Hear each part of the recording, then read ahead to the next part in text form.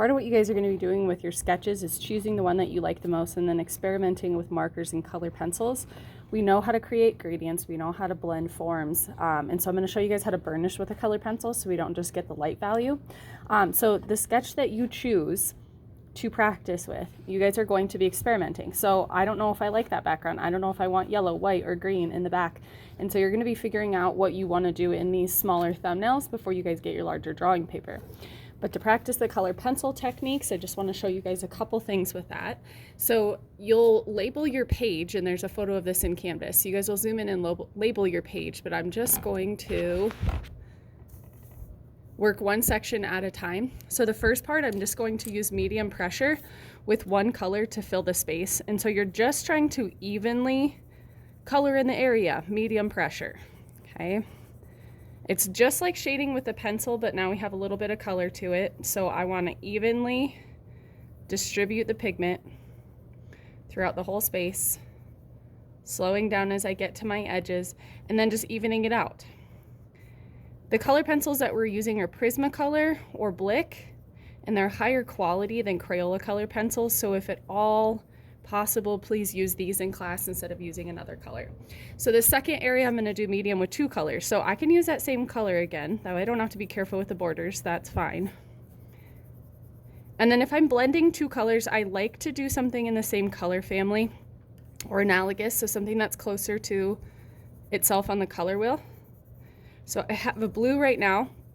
So I'm going to grab my teal and I'm just going to go medium pressure with this one as well. And what that does is it just adds a little bit more dimension to the color, just so you guys know the options that you guys have.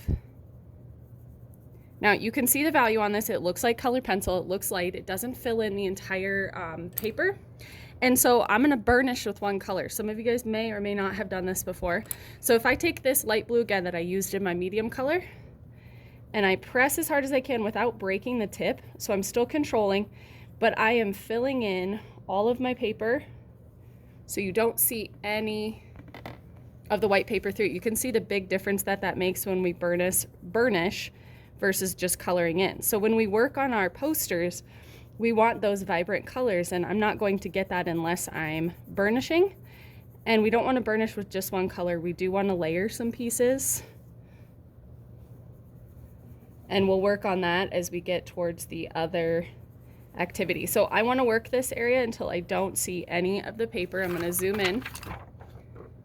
Okay, there's still white of the paper there. So I'm still going to work this surface and continue until I don't see any of the white of the paper. Okay, then with this one, we're going to take two colors and we're going to burnish with white. So it's going to look even different. So I'm going to do medium pressure with this one, just like before.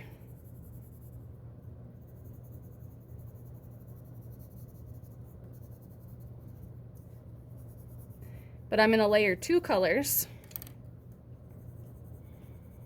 And then I'm going to show you guys what white does when we burnish with white over the top. It will create more of a pastel color, so I'm going to show you an option to burnish with your lighter color as well. So when I take my white color pencil and burnish over the top, it's going to blend those two together, but it will, like I said, create that pastel version of your color. Pencil lines do show, so you want to make sure that you guys are going different directions using the little circles.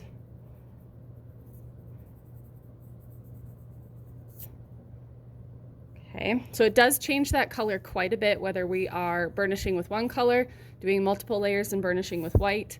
The next activity you guys will do is blend two colors with a gradient and then glaze with the white or blend with a white.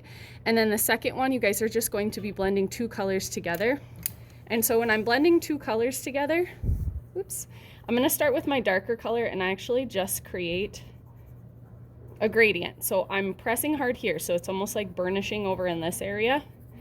And then just like our gradient that we worked with our pencil, we're going to go dark to medium to light. And then I leave the white of the paper on the other side. So I'm just gonna leave the white of the paper, so when I take my second color, I'll start with my lighter color and I can burnish. And what you're going to notice is when my lighter color covers my darker color, it's going right over the top of it. And so I can actually take this lighter color and burnish or glaze right over the surface, filling in the paper so it looks more like marker, filling in all the pigment of the paper, but now we have a blend that's really bright. If I were to take two colors and blend them together, knowing that I'm gonna glaze with white over the top, you'll see how different that looks. If I know that I'm gonna glaze with another color like white over the top, I don't burnish with one color. The more pigment you have on the paper, the less it can pick up. So I'm just going to blend these two. All right, so I have a blend, but it's not burnished. Whoops, and then I'm gonna use my white.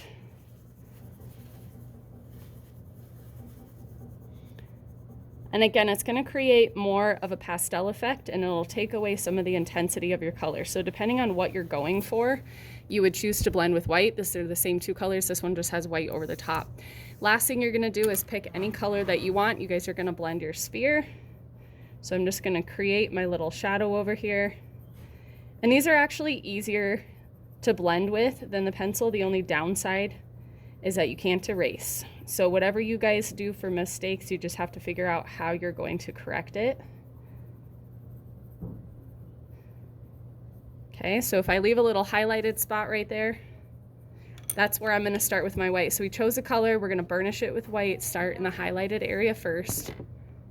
So when I do that, I'm just gonna start with little circles with my white, and I'm gonna move outwards. So you can see how it's starting to blend that. And the reason why we start in the highlight is if our color pencil picks up a lot of that violet pigment, we don't want it in the highlight. We wanna keep the highlight white. Now, if you look at your color pencil and it has some pigment on it, just wipe it on a piece of paper. If you're not sure what colors are going to look like when you blend them together, even on this exercise or in your sketchbook, just do a little test patch. So if I don't know if this violet and teal will look nice together when I put them together, or I'm not sure which one is the darker one, if I want to blend a lighter one over the top, what does it look like if I put teal first and then violet over it versus teal first, or I'm sorry, violet first with the teal over it. So they're gonna look a little bit different. So don't be afraid to do test patches as you guys are working on your drawing. You'll need to finish 3 of these sketches before you guys go on to this. And then once you've completed this, then you will color and use marker to fill in and practice your thumbnail before you start your final.